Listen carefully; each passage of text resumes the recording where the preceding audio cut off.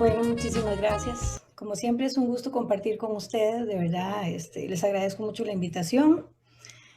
Bueno, a propósito de lo que exponía Daniel, ¿verdad? Sobre adoptar una posición epistemológica, esta ponencia mía, pues, es eso, es una posición mía epistemológica, es un ejemplo entonces de eso que hablaba Daniel en alguna forma y que definitivamente orienta mi labor pedagógica. Bueno, sobre esto, el título es bastante curioso, ¿verdad? La disracionalidad del epistemicidio cognitivo eurocéntrico, la descolonización de una falacia. Bueno, es un poco rimbombante y de repente no muy de buen ver, por decirlo así. Pero vieran que no es una broma tampoco, al estilo de Alan Sokal. ¿Qué fue lo que pasó con este señor, Alan Sokal? Bueno, es una anécdota que se dio en los más altos niveles de la investigación en el mundo dentro de lo que son las ciencias sociales. Figúrense que él tenía algunas reservas y con un lenguaje muy rebuscado, él, todo un físico muy reconocido, elaboró un artículo con un montón de palabras ahí curiosas, ¿verdad? Complejas, enredadas, rebuscadas, y logró que una famosa revista le publicara la increíble tesis, oigan bien, la increíble tesis de que la gravedad cuántica era un constructo social. Vean, francamente, es lo más risible y absurdo también, por eso es risible. Imagínense que este señor Sokal pasó todos los filtros de expertos de esa famosísima revista y se publicó. Entonces, esto es como una advertencia, ¿verdad? De que a veces no nos tenemos que dejar llevar por esos lenguajes así tan complejos y todo. Pero les aclaro que esta ponencia mía no pretende ser una broma al estilo Zócal. Simplemente es una forma de comunicarse a veces y bueno, quería compartir con ustedes esa visión que tengo, esa visión epistemológica. En el concepto de irracionalidad, pues yo creo que es importante empezar por ahí, por el título. El concepto de irracionalidad es una criatura, y digo criatura, no criatura, porque es creación de David Ronson. Y lo tomé prestado de él, porque yo quería enfatizar, ¿verdad?, cómo nuestro intelecto, o sea, nuestro factor cognitivo, puede incurrir inocentemente e inconscientemente, inclusive, en sesgos. Eso significa que nos dejamos llevar por aquello que se ajusta a lo que pensamos que es cierto. La forma como pensamos que funciona el mundo, ¿verdad? Es esa cosmovisión que se impone. Entonces, lo grave de todo esto es que no se tienen en cuenta los hechos. Y tal omisión es muy grave, es peligrosa inclusive, porque incluso pues va a influir sobre nuestras decisiones y a veces son decisiones de gran relevancia. Veamos un ejemplo. En la vida normal, que asumimos ciertas ideas como verdaderas incuestionables. Luego aparecen hechos que contradicen completamente aquella supuesta verdad que nosotros teníamos. Pero nos hemos encariñado tanto con esa supuesta verdad que no aceptamos esos hechos, a pesar de que son claros y evidentes, ¿verdad?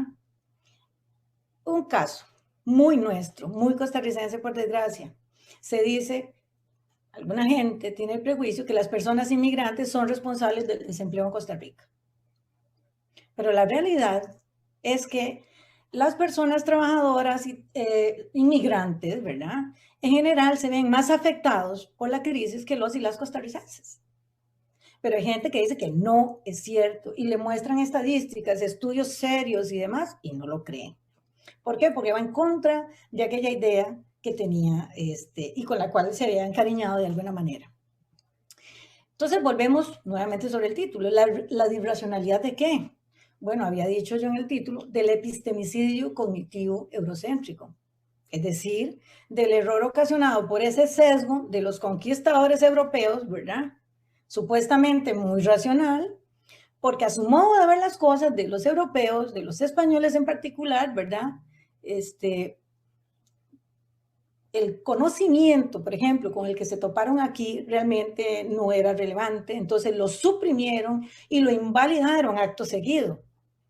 Entonces esos saberes otros, ¿verdad?, de nuestros pueblos ancestrales fueron segregados.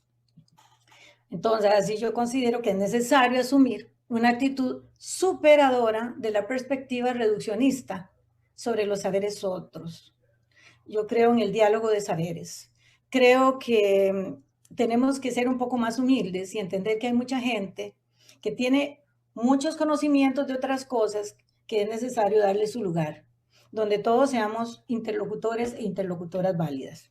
Ahora, ¿cómo superar esta perspectiva reduccionista? Bueno, ahí es donde viene la labor descolonizadora, aquella que cuestione el sesgo eurocéntrico. ¿En qué sentido? En cuanto se cree que los demás saberes, o sea, de los otros, de la alteridad, carecen de valor. Y ahí la falacia de la que se habla en el título, porque todos los saberes importan. Con pocas palabras, muchachas y muchachos, la particular forma de ver el mundo de los colonizadores europeos les ha hecho creerse, hasta el día de hoy, porque ciertamente hay una clara discriminación. Nosotros no nos damos cuenta, pero vieron que la gente que ha ido a sacar allá sus posgrados me han dicho que sí han sentido la discriminación. Que no es de repente, según el país se siente más o se siente menos, pero es muy fuerte. Incluso ya ustedes probablemente están al tanto de los problemas con la inmigración allá en Europa y todo lo que eso ha significado, ¿verdad? Los problemas políticos a lo interno de los países. Ha polarizado mucho la población, etcétera.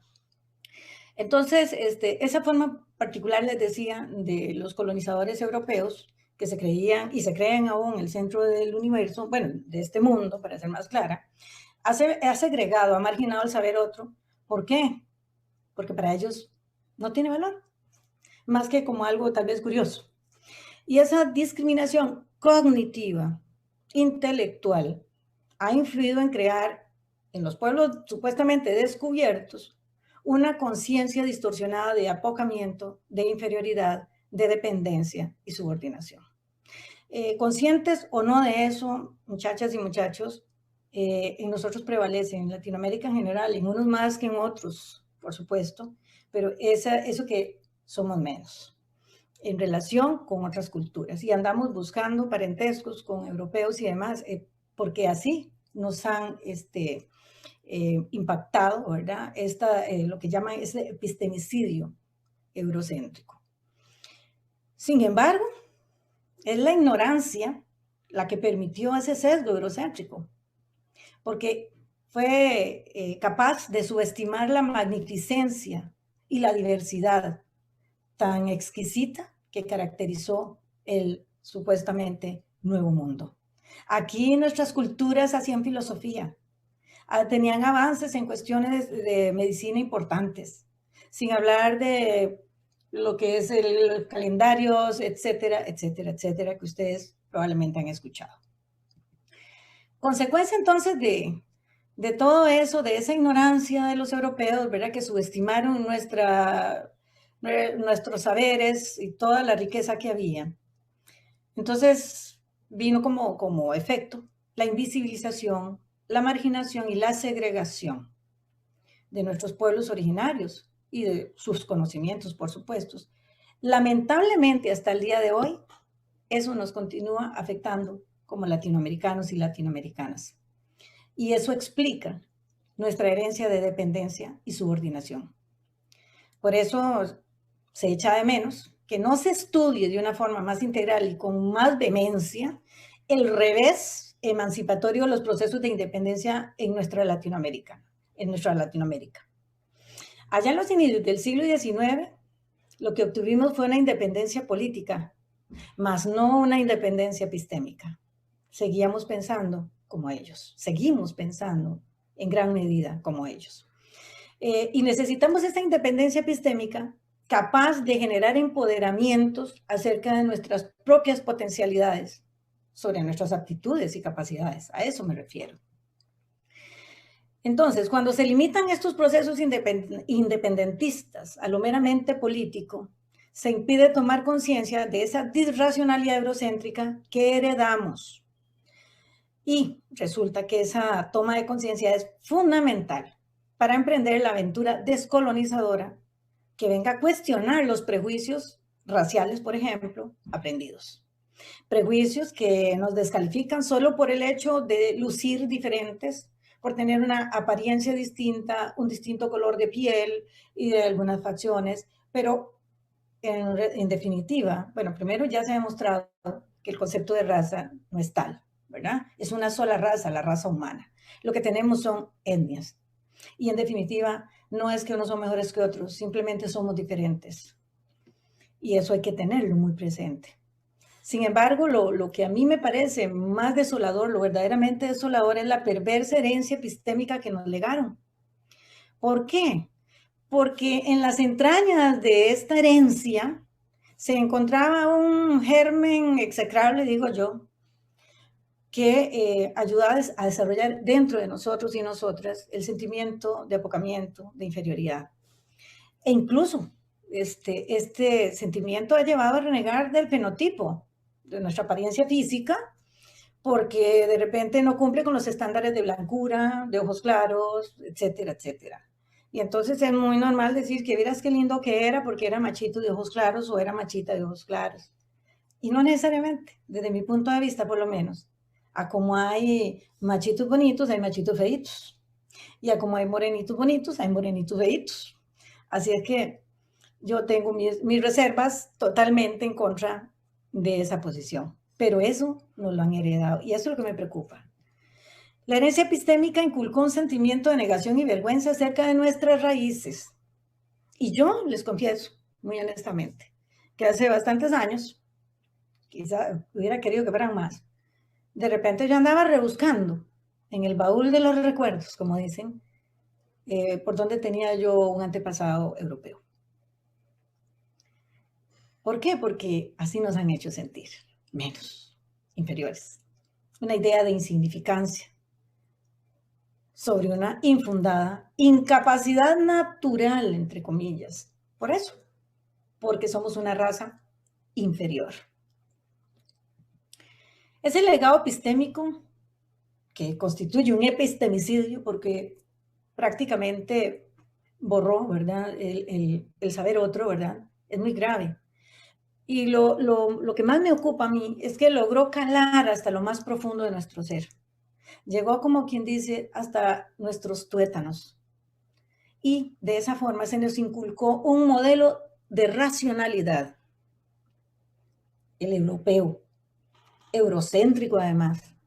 Y entonces, en consecuencia, era, pues, al día de hoy, el único saber válido. ¿Y eso qué ha implicado para nosotros? Nosotros no nos damos ni cuenta, pero esperamos a que otros piensen por nosotros. Y como les decía antes, nos resulta difícil encontrar en nuestra maravillosa diversidad étnica y cultural, nos es difícil encontrar belleza. Y eso, aunque parezca muy baladí, insignificante, en realidad sí debería preocuparnos, porque vieran que ética y estética suelen ir de la mano, como dijo Wittgenstein. Por ejemplo, el asunto sobre la ética y la estética, ustedes verán que muy probablemente para la mayoría es más fácil matar una fea mosca, desagradable, que una linda mariposa. Ya se sabe, se han hecho estudios que las personas reaccionan diferente ante algo limpio y ordenado, porque son valores asociados con la belleza. En cambio, diferentes si se trata de algo sucio, desorganizado y demás, porque es feo a la vista. Vean ustedes el caso que en 1969 Philip Zimbardo, un psicólogo profesor de la Universidad de Stanford, quiso hacer un experimento. El experimento consistía en dejar dos vehículos idénticos, ¿verdad? Idénticos en marca, idénticos en modelo, en el estado de la carrocería, del motor, pero eso sí, en dos sitios diferentes. Uno lo dejaron en un barrio complicado, una zona muy pobre, con mucha conflictividad social, en el Bronx de Nueva York. El otro lo dejaron en una zona muy tranquila, de gente con muy buena situación económica, ricos, en Palo Alto, California. Y vieron que lo interesante que se destaca de este experimento es que al poquito tiempo, casi que de inmediato, el vehículo que estaba en el Bronx comenzó a ser vandalizado y lo destrozaron en cuestión casi que de horas. Mientras tanto, el carro, el mismo que él, ¿verdad? Que estaba en el barrio rico en California, se mantuvo intacto creo que 2 semanas. Pero entonces los que estaban a cargo de la investigación asumieron un riesgo, por decirlo así, y decidieron quebrarle varias ventanas para ver qué ocurría. Y lo interesante de todo es que inmediatamente empezó el vandalismo. Solo se necesitaba alguna señal de abandono, de algo que no estaba bien, ¿verdad? Con ese vehículo, para actuar igual que los del Bronx. Al final se volvieron iguales, ¿verdad? De alguna manera. Entonces, podemos pensar que si el vehículo entonces no lucía bien, parecía justificado terminar de destrozarlo. No importaba si era gente de un barrio rico o gente de un barrio pobre. Entonces, dicho con otras palabras, podemos decir que cuando no se le reconoce valor a algo, llámese persona, llámese cosa, parece que entonces es como que de una manera un poco morbosa, si se quiere, se legitima el abuso, se legitima la violencia, etc. Ojo con eso. Entonces, así las cosas, volviendo con el asunto de la herencia epistémica, los colonizadores, ¿verdad? Estaban, recuerden, convencidos de nuestra inferioridad racial. Era para ellos algo incuestionable.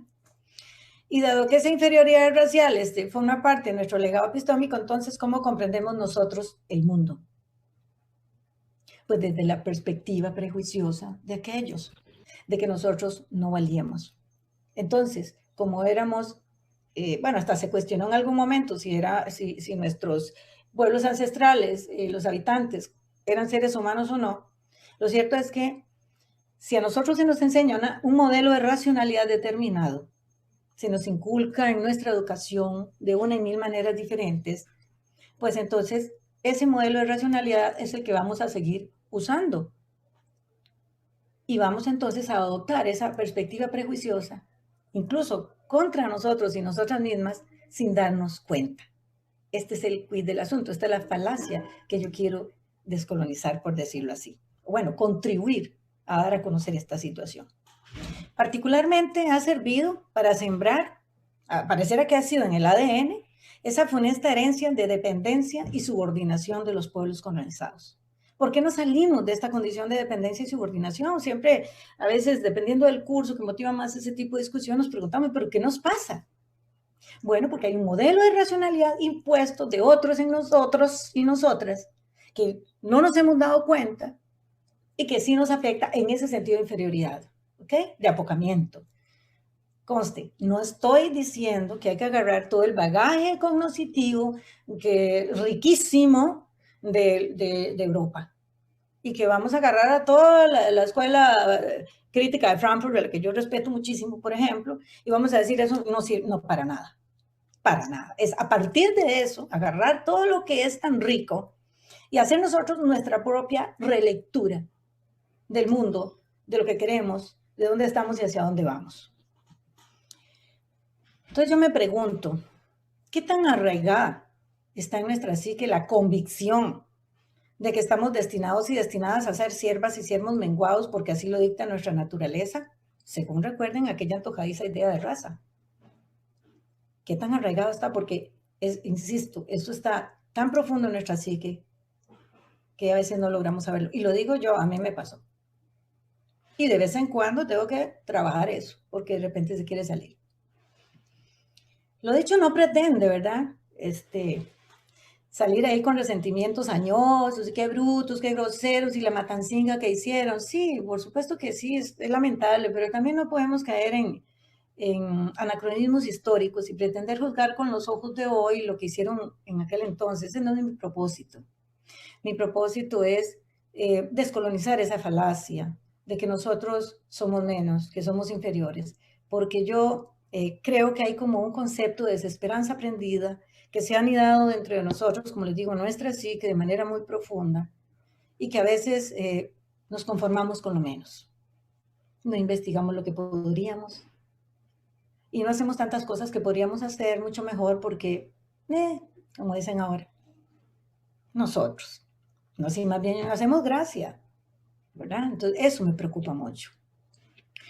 Yo lo que pretendo entonces es, aspiro pues, a aportar insumos para hacer una deconstrucción real sobre esa tergiversada idea que tenemos, ¿verdad?, sobre nuestra valía y que somos menos, esa especie de minusvalía.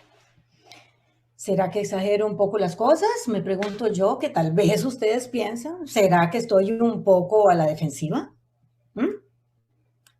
Bueno, entonces, díganme ustedes cómo explicar siglos de dependencia y subordinación de los países latinoamericanos a ciertas potencias. Es que si no pasamos de la dependencia de una potencia, pasamos a la otra, pero siempre estamos en una relación de dependencia y subordinación.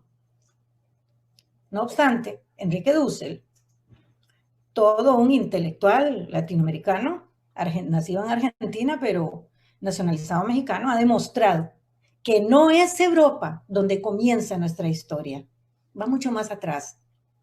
Y así como no es ahí donde comienza nuestra historia, menos todavía es ahí donde termina.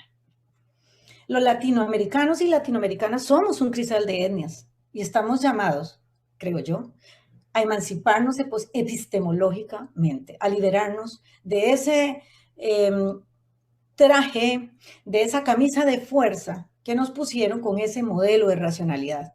Necesitamos entonces encontrar nuestra propia voz y nuestras propias palabras para crear y recrear el mundo, para reinterpretarlo en una lúcida y renovada labor hermenéutica. ¿Por qué? Dirán ustedes. Porque tenemos las capacidades para hacerlo, no me cabe la menor duda. Porque nos lo debemos a nosotros y a nosotras mismas. Pero sobre todo, porque se lo debemos a las futuras generaciones. Creo que esto es una deuda moral. Así es que creo que tenemos un deber histórico de transformar ese oscuro legado. Y es una tarea que debe ser impostergable, porque dentro de ello va nada más y nada menos que la idea sobre nuestra propia valía y nuestro futuro. En resumen, es importante comprender la disracionalidad como aquella actitud que se rehúsa a aceptar hechos que contradicen prejuicios, ¿verdad? Que está implícita esta disracionalidad en ese epistemicidio cognitivo eurocéntrico que quitó por completo los saberes otros, los anuló, porque la idea de raza que ellos proponían, dentro de esa idea de raza nosotros éramos menos o somos menos. Entonces, la idea es esto, es comprender que esta irracionalidad, ¿verdad?, que está implícita en el epistemicidio cognitivo eurocéntrico, nos puede permitir, este análisis, acceder a la descolonización de una falacia, que basada en la idea de raza, sirvió para fundamentar nuestra supuesta inferioridad. La cuestión es, ni más ni menos, que todas las culturas son incompletas y por tanto pueden ser enriquecidas por el diálogo y por la confrontación respetuosa con otras culturas. Y es en la construcción de nuevas posibilidades y la de construcción de otras que el derecho tiene mucho que decir y donde los y las operadoras jurídicas tienen y tenemos importantes desafíos.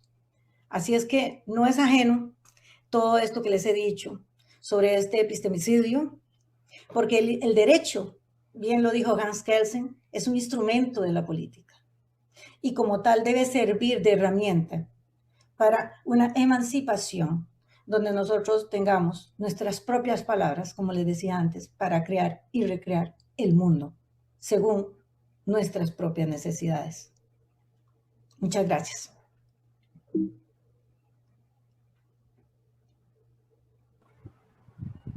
Excelente participación por parte de la Máster Marilú.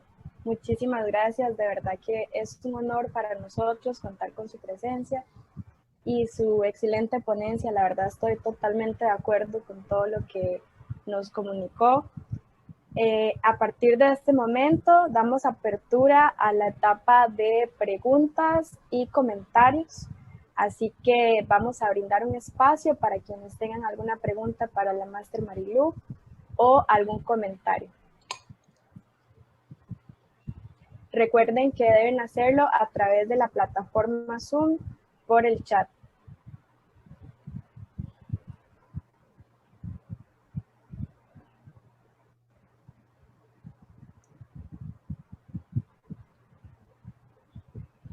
Daniel Baltoano Mayorga indica, muy interesante, desmontar esta falacia es vital, por ejemplo, en las pedagogías decoloniales. El reconocimiento del otro, la interculturalidad y el diálogo de saberes son conceptos clave. Así es. La estudiante Gloriana Ruiz pregunta, ¿estamos los países latinoamericanos contribuyendo al epistemicidio al preferir muchas veces extranjerismos antes que nuestra propia cultura incluso? Muy buena pregunta, muy interesante. En realidad, dependiendo de lo que estemos hablando, sí podría ser una especie de epistemicidio, pero no nos damos cuenta. Hay cosas que, no sé, verdaderamente pueden ir en contra de nosotros. Es más, nosotros como latinoamericanos y latinoamericanas nos autodiscriminamos muchas veces y no nos damos cuenta. Por ejemplo, gente que viene de otro país y entonces le damos un trato diferente. Ay, es que es francés, es español, europeo, wow, es alemán.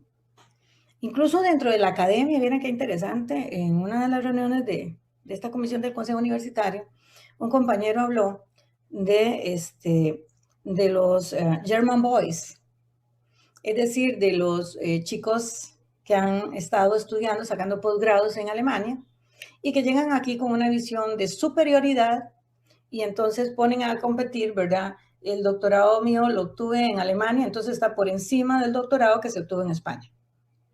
Y el de Francia está un poquito por encima quizás del de España y depende de la universidad, un poco debajo del de Alemania. Y así sucesivamente. Entonces, vean que el proceso de descolonización de todo este tipo de falacias es urgente, ¿verdad? Porque de repente, no porque usted haya ido y haya sacado un doctorado en Alemania, quiere decir que usted es una persona que vale más. Puede ser que simplemente ese doctorado pasara por uno sin pena ni gloria y que no contribuyera a hacer ningún aporte de ni mayor cosa, nada mayormente relevante. Y en cambio habrán otras personas que no por A o por B no tuvieron la oportunidad de poder ir allá y especializarse y entonces ya resulta que se les considera menos y entonces para publicar de repente tienen menos posibilidades. Entonces vean que sí, o sea, realmente hay actitudes, yo diría actitudes, no solo términos, sino actitudes que definitivamente contribuyen con ese epistemicidio. Muchísimas gracias.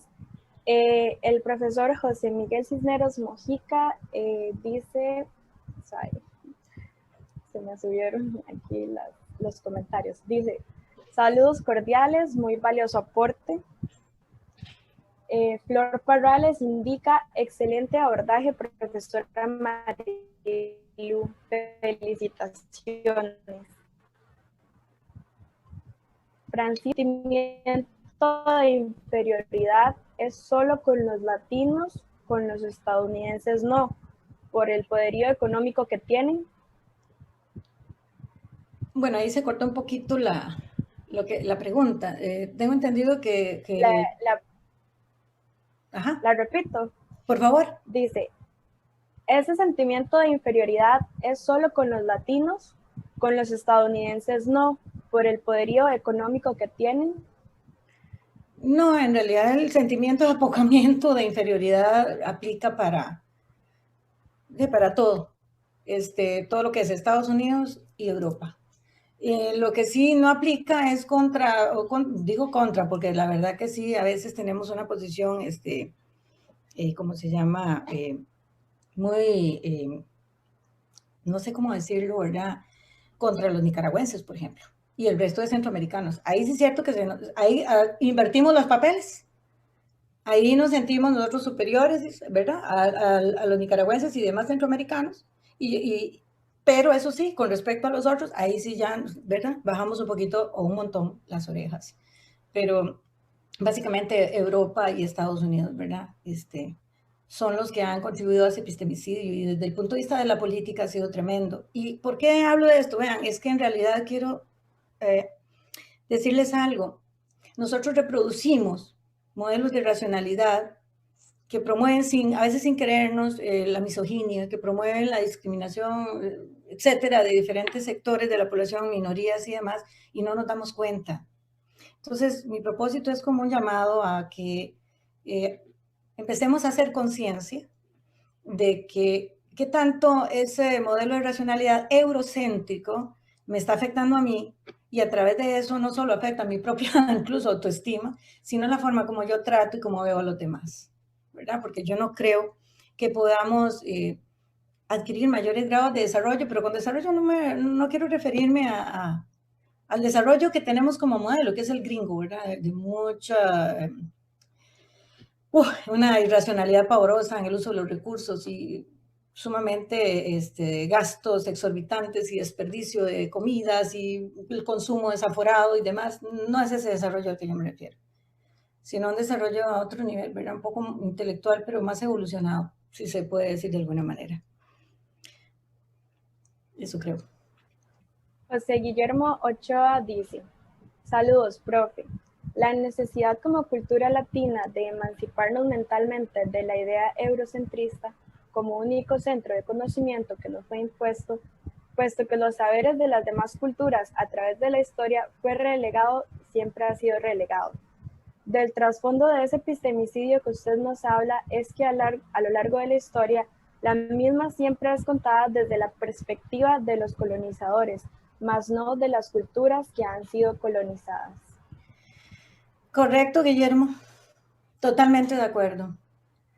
Eso es así. La historia es contada desde el punto de vista de los vencedores. Y eso es lo que nos afecta.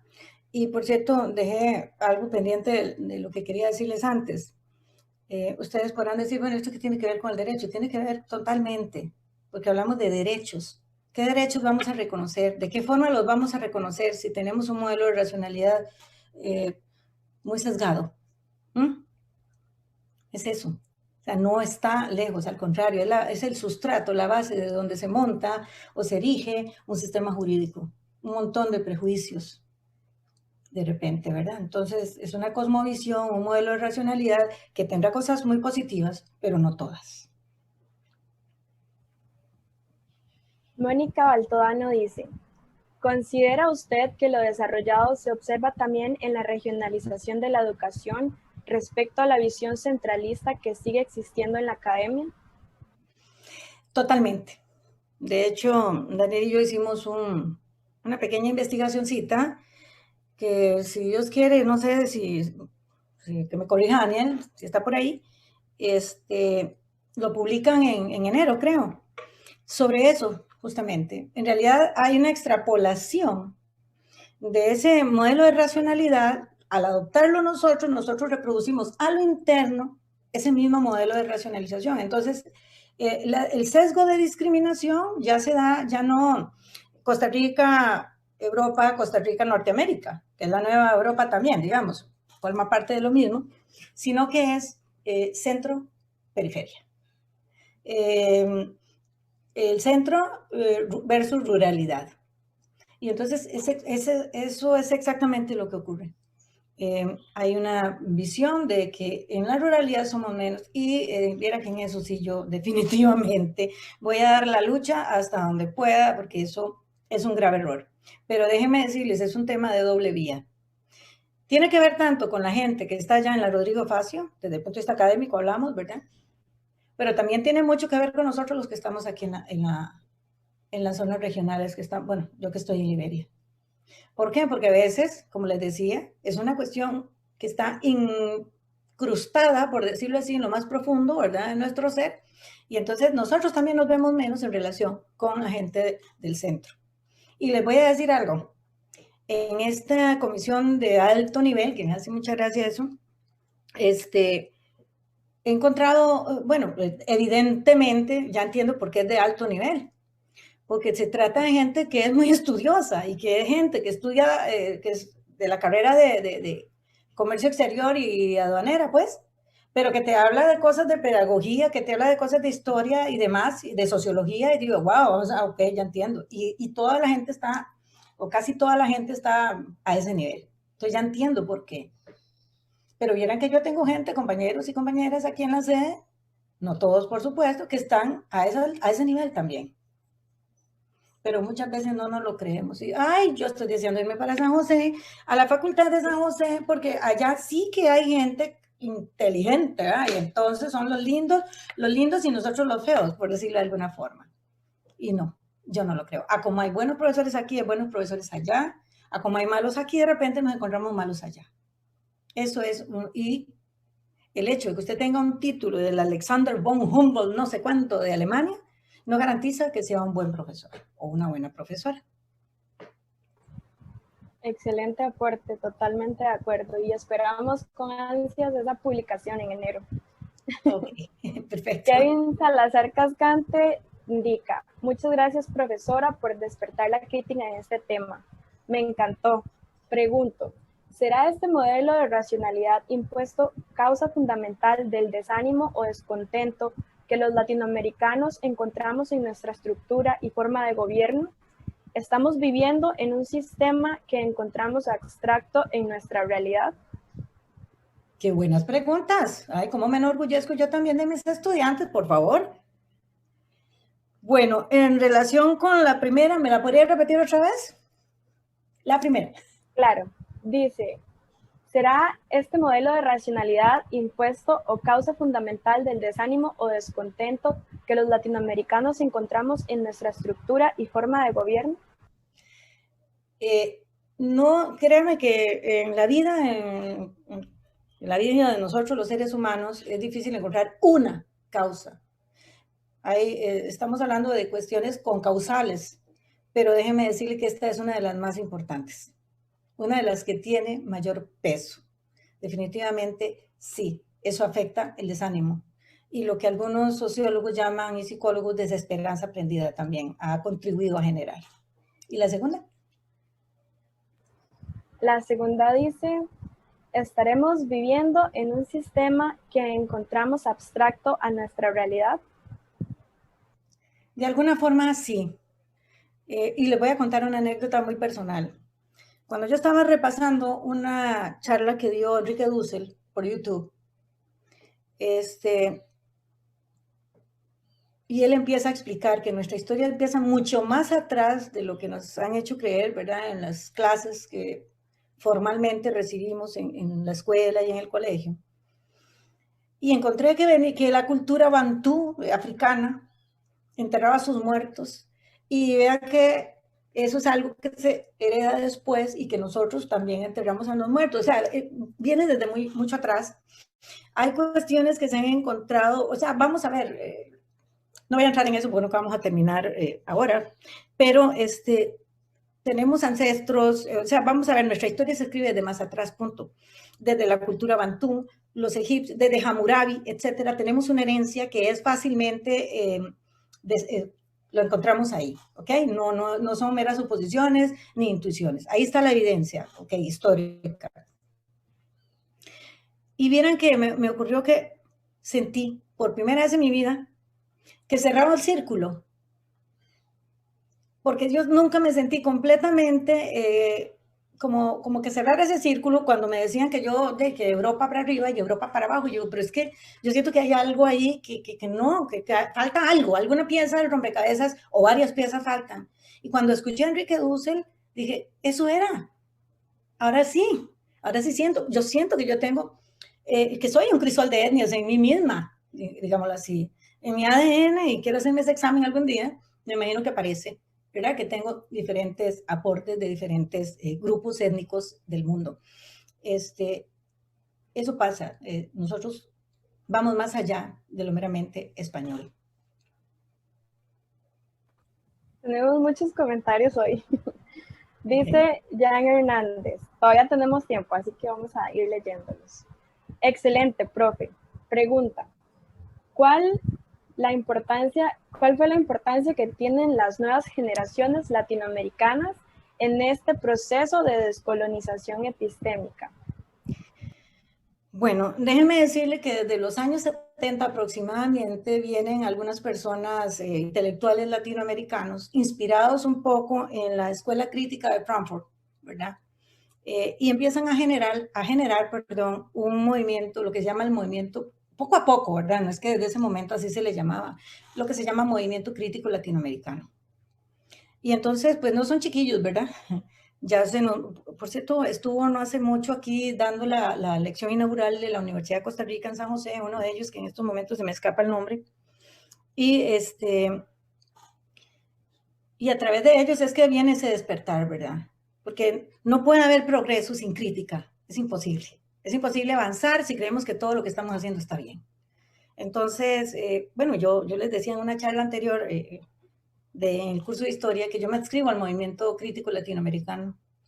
Y, y la idea de todas estas generaciones que ya empezaron desde los años 80, digamos, está Walter Miñolo, bueno, Enrique Dussel, bueno, y varios ahí que en estos momentos se me van, que nos dan los insumos para nosotros seguir por esa senda. Y yo quiero compartir eso, porque yo quisiera que ustedes de alguna forma quisieran formar parte de ese movimiento crítico latinoamericano, de desarrollar nuestra propia voz para crear y recrear el mundo, como les digo. De eso se trata. Y entonces es un proceso. Aquellos empezaron con esto. Yo sigo aquí tratando de inspirar algo en ustedes, de moverles algo y decir, sí, sí, podemos y queremos y debemos también. Entonces yo creo que les estoy pasando la estafeta a ustedes cuando comparto estas cosas y trato de sembrar ahí una semilla o por lo menos una inquietud para hacer lo que podemos ser, para desarrollar nuestras potencialidades, porque si no, andamos un poco frustrados y eso no es bonito.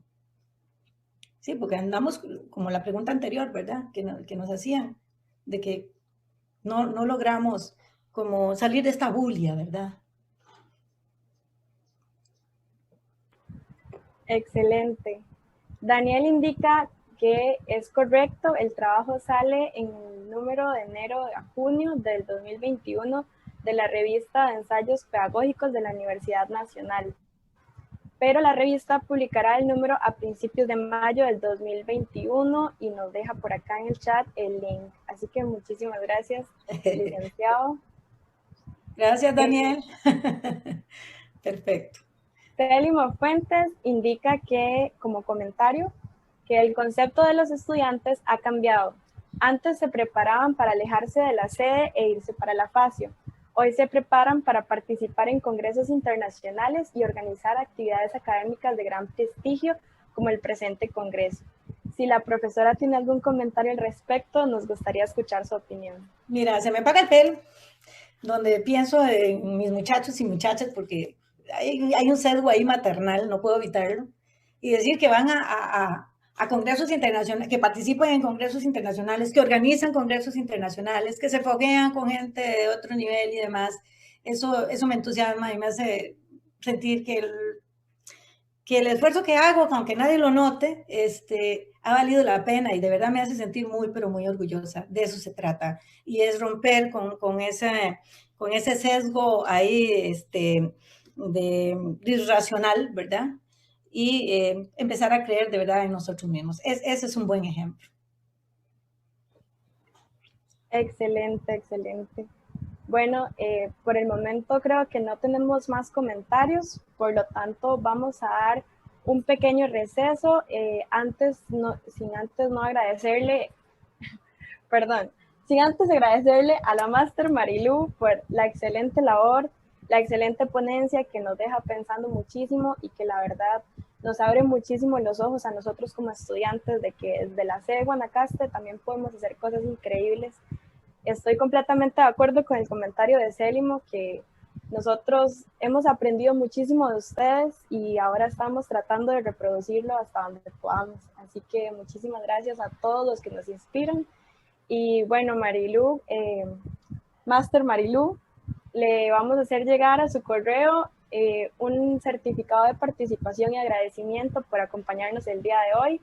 Así que sin más, vamos a dar un pequeño receso de unos 10 minutos para continuar con la siguiente ponencia. Muchas gracias a ustedes. Que estén muy bien.